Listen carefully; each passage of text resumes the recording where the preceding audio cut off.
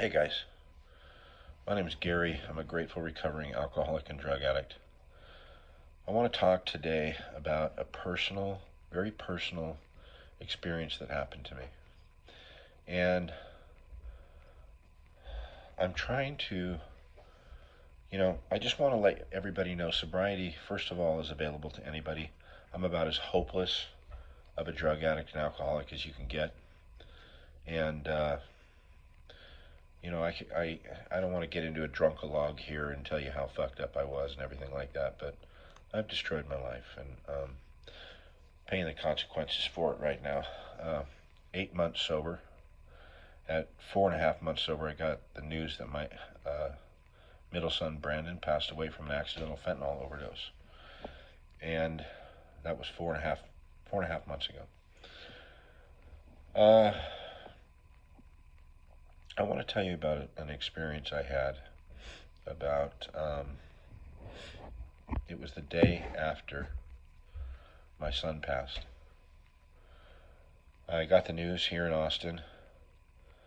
Within hours, I was on a plane. Within 12 hours, I was on a plane from Austin to Long Beach to go identify my son's body at the Long Beach County Coroner's office,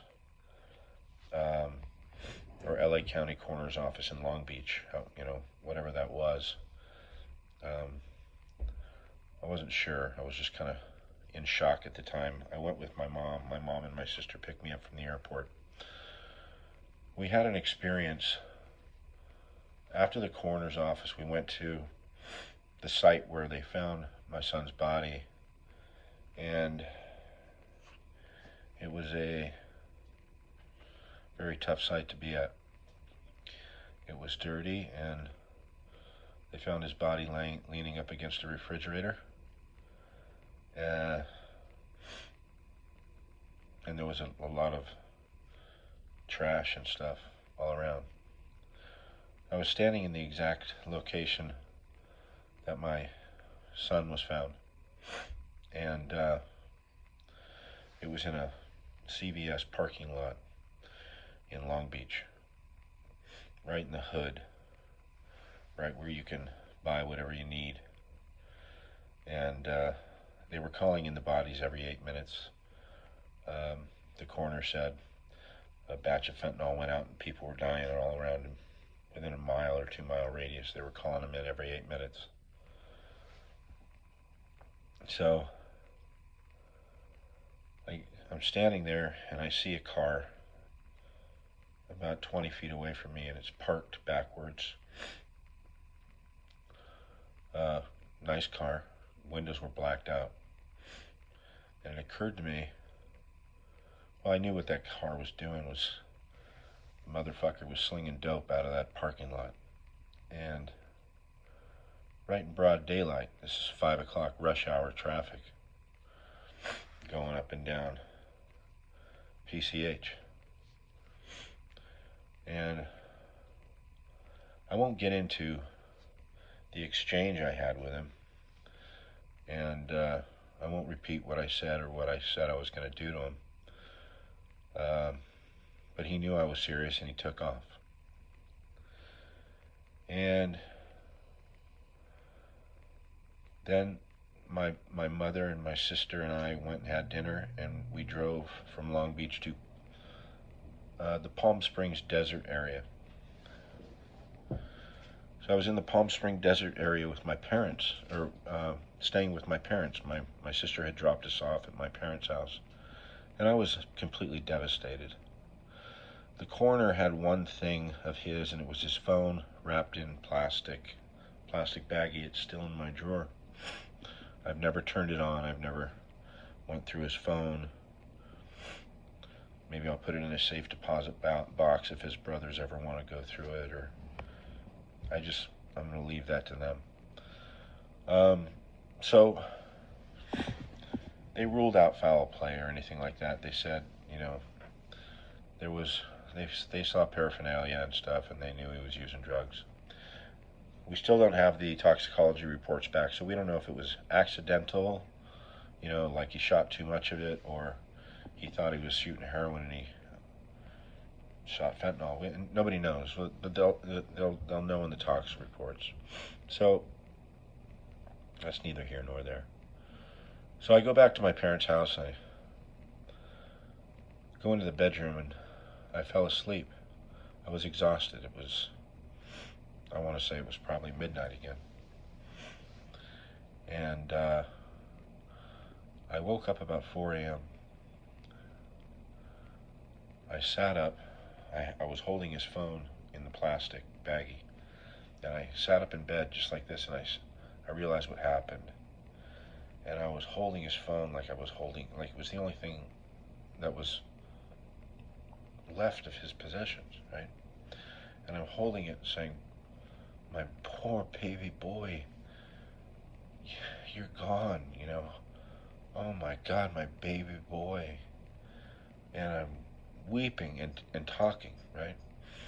And 2 feet away from me, it's a small bedroom, 24 inches, maybe 36 inches away, there's a large window, sliding window, pane of glass. And there was 4 loud slams on the glass. This is a gated community in where my parents live, very safe retirement kind of family community. And 4 loud slams on the window. 1, bam, bam, bam, as loud as you can hit a glass window, without breaking it. I think I was wearing my underwear and a t-shirt. I ran about 5 steps to my parents' bedroom, grabbed a gun that was on top, because I'm thinking maybe this guy followed us home. I made some threats to the guy, right? Maybe this guy followed us home. I grab the gun, I take 5 steps, and I'm out the front door in my underwear and at the window where I heard the noises. And I'm thinking, I'm standing there in my underwear in the bushes, real quiet, listening for any rustle in the bushes, any noise. It's fucking quiet. I walk a perimeter on the whole house. There's nothing. The fucking neighborhood is fucking quiet. You can hear crickets. It's as peaceful as a night as you could get. In September, that was September 21st of 2022, a few months ago. So I'm puzzled, I'm confused, because I thought I'd find somebody out there. So I walk back in the house, and my mom's up. She heard there was some commotion, right? My mom's a little fat, little old Italian lady, right? She's like, what the hell are you doing with the gun, right? So I go, I heard somebody slammed on the window, Mom. And she goes, well, you're probably dreaming. And I go, no, I wasn't dreaming. I was crying. I had woke up, realized Brandon was gone. I sat up. I was wide awake, and I held the phone to my chest, and I started to weep. And she goes, give me the gun. So I gave her the gun. She put it back up on the dresser. I said, keep the gun on your nightstand, because I still didn't know what the fuck was going on. So, excuse me, I'm sorry. I've got so many allergies going right now from this fucking cedar fever in Austin. But she goes back to bed. Gun's on her nightstand. And I go out in the backyard. And I walk back and forth. There's nothing. And then I go, excuse me, let me back up a second. Well, I give my mom the gun, and it hits me. I say, Mom, do you think that was Brandon pounding on the window? It just, like this rush of, this is your son giving you a sign. It was like right when I started to cry, he was like, holy shit. Is he fucking with me? Or this is a sign, right? Like, maybe he's trying to let you know everything's okay. Nobody was in that neighborhood. I would have seen them. It took me 5 seconds to get that gun and get out the door. 1, 2, 3, 4, 5. Easily I was out that door with a gun. Okay, give the person the benefit of the doubt. 8 seconds. There was no one there. There was no one running down the street. There was no one rustling in the bushes. I looked. I went around the whole house. Looked in the neighbor's bushes. Walked up and down the street a little bit. Came back in the house, gave my mom the gun, and said, "Holy shit, man, do you think that was Brandon?" Right? She says, I don't know, son. It's late. Go back to bed. So she takes the gun, puts on her dress, she goes back to bed. I go out the back door. I walk back and forth, listen. There's nothing. And I say out loud, "Brandon, if that was you trying to let me know you're okay, give me another sign, and I'll know it's you." And I said it just like that, out loud, just like this, like I'm saying it on this video. And right when I said that, there's about 300 yards away, about 4 or 5 houses down, you can see the street lights. One of the street lights goes out. It goes flicker, flicker, flicker, back on. And I went, holy fuck. Holy shit. Brandon, if that was you, I'm sorry, man. I'm real human, and I can think of coincidences. If that was you, do it again. Boom. Goes out, flicker, flicker, flicker, back on. I'm like, holy shit. Holy shit, holy shit, holy shit. That's what I'm saying. Holy shit, holy shit, holy shit, right? And I grab a cigarette like I'm doing now. I light it up, and my fucking eyes are not, they're glued on that street light. Because I'm still thinking, there's got to be something wrong with the light, you know? There's probably something wrong with the, you know, either the bulb or the power grid or something, right? So I watch this thing. I smoke 2 cigarettes, right? And I'm going, I knew it was my son. I knew. I say it one more time. After I smoke 2 cigarettes, my eyes are fucking glued on that motherfucker, right? Not one flicker. Now we're talking maybe 10 minutes later, right? However long it takes to smoke 2 cigarettes back to back. Probably with me, 8 minutes, 6 minutes. And I go, son, I'm so human right now, and I doubt, and this is my humanness, but do it for me one more time. Boom, the light goes out. Flicker, flicker, flicker, back on. This is fucking insane. This is so fucking insane. Brandon, you're okay. I feel this warmth in me. I know my son is okay at that point. And I have visions of him happy as shit and like in a place where he's free. He's free from the addiction, the embarrassment, the humiliation, all this shit that we go through as addicts and alcoholics. He's free, and he's back to his natural self. The comedian, the jokester, out fucking having a blast right now. Free. Letting dad know he's okay. Right? And I'm thinking, so I go, now I'm getting rushed with all this warmth and I don't know how to explain it, but it was a positive, no doubt left. There was no doubt left in me. I smoke a couple more cigarettes. I don't remember if it was 2 or 3, but it was several minutes later, with my eyeballs glued on that fucking light, right? I go, no one's going to believe me. So I go into my 80-year-old mom, right? Mom, wake up, right? And she's like, what? What now? I'm still in my underwear and t-shirt, right? I'm like, Mom, just come here, get up for a second. She's like, God damn it, you with the fucking gun and now getting up out of bed. This better be good, right? I just go, come on, Mom, come on, come here. So she gets up out of bed. She's a little Italian lady. She kind of like over to the door, right? So we go out in the backyard. It's a nice warm night with a slight breeze. I face her, I go, Mom, look at that, look over there, right there, right? I asked Brandon to let me know if he's okay to make that light go off right there. Brandon, are you okay? The light fucking goes off. Flicker, flicker, flicker back on. My mom jumps back and she goes, oh my God. I can't believe that just happened. Do you think something's wrong with that light? I go, no, nothing's wrong with the light, Ma. I just wanted you to see what I've been asking. I've been asking him to turn that light off for us, if he's okay. And that's one of the biggest reasons I've been okay. Okay? That's one of the biggest reasons I believe there is a force and a power greater than myself that guides me. Okay? Since that day, believe me, I've been in fetal position, I've been in tears, I'm going through loss.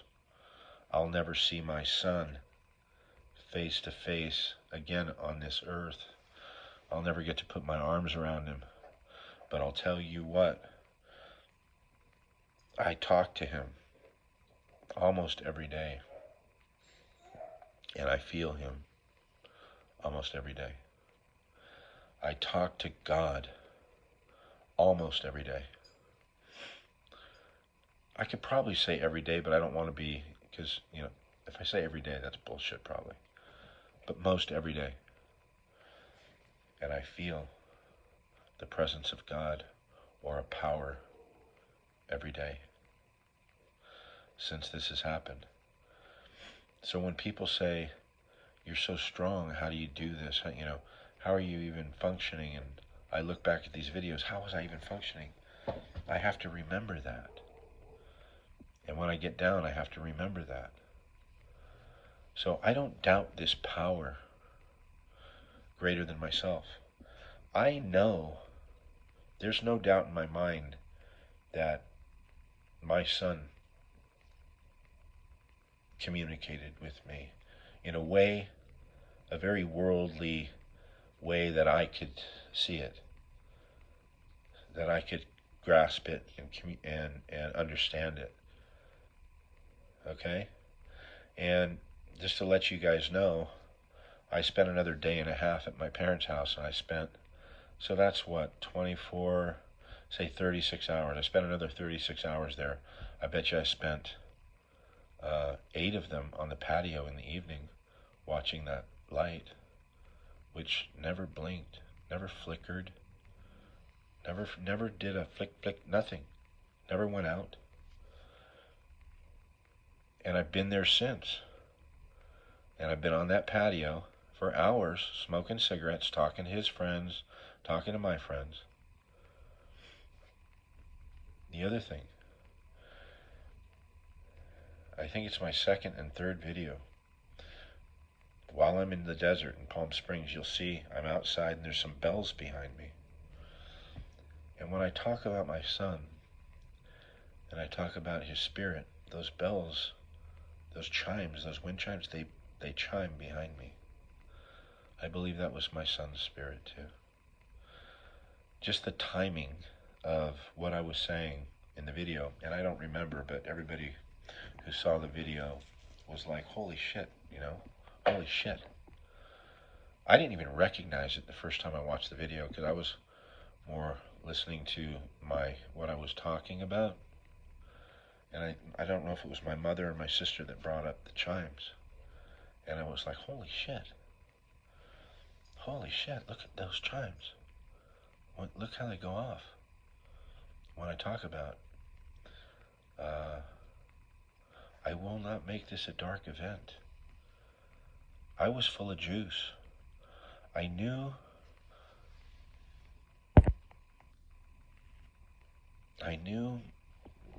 my son was gone, and I was dealing with that loss. But I also was full of juice that there's a world beyond the world we live in that we could see, touch, communicate, and feel with others. There's a realm of reality that we don't know about. So I take that leap of faith every day. I wouldn't come on video and bullshit anybody. That's my truth. That happened, and I have my 80-year-old mom as a witness. It was one of the coolest things, and I knew my son was okay and he was free from this thing called addiction. That if you're suffering from addiction like I have, like my baby boy has, and you're trying to get off drugs, you're in bondage, you're shackled to your drug of choice, your alcohol, your fucked up behavior like mine was. If you know you could just live better, if you're not living up to your own expectations,